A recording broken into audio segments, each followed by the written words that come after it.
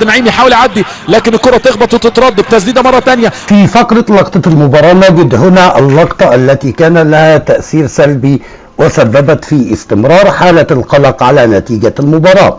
نتحدث هنا عن فكر اللاعب وكيف يأخذ قراره لخدمة الفريق أو لشيء آخر.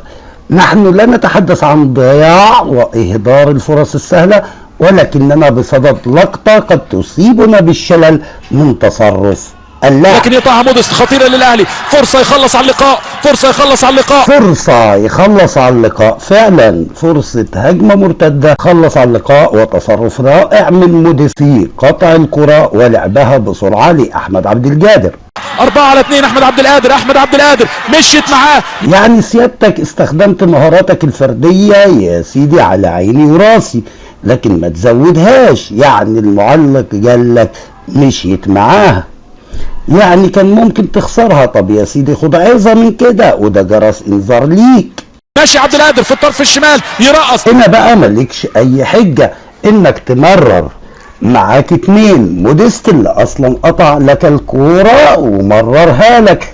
طب مش مقتنع بمودست يا سيدي وخايف انه يضيع، معاك امام عاشور والاتنين وضعهم سليم. ليه بقى الطمع الزيادة في الكورة؟ هو لو واحد فيهم جابها جول هيتحسب لك تعبك يا سيدي، وهتبقى صاحب الفضل في صناعة الهدف، يعني هيتنسب ليك الاسيست. عبد القادر يرقص مرة تانية، عبد القادر. ولكن عن دلوقتي ما كانش قدامك الا التصرف ده بعد ما اتقفلت عليك زاوية التمرير.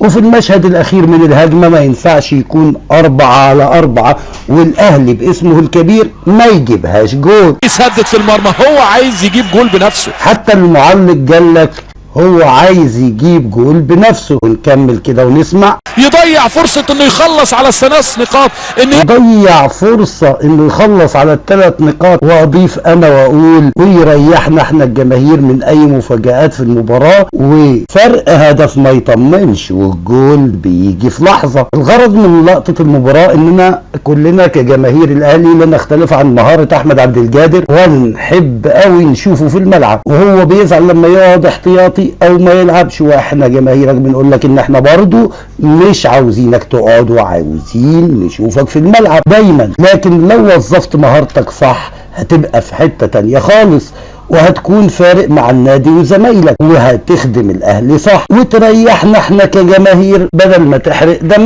ما تحرق دمنا. وفعلا ردت الكورة دي، واضطر السولية يرتكب خطأ علشان يعطل اللعب ومعاه كل الحق، واستحق عليه كارت اصفر كنا في غنى عنه. طبعا واحد يقول ما في لعيبه كتير ضيعت فرص محققه، انا هنا بتكلم على لعبه اللاعب الذي له حرية اتخاذ القرار في وقت كافي ولم يكن تحت ضغط، وكان من الممكن مضاعفة النتيجة وقتل المباراة، وخاصة احنا في الدقيقة 3 من الوقت بدل الضايع، ولعلشان كده اخدناها لقطة المباراة.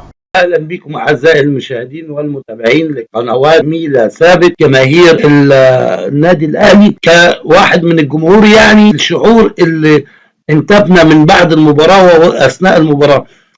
لو انت عجبك الفيديو ما تنساش تعمل لنا لايك، اللايكات دي بتساعدنا كتير.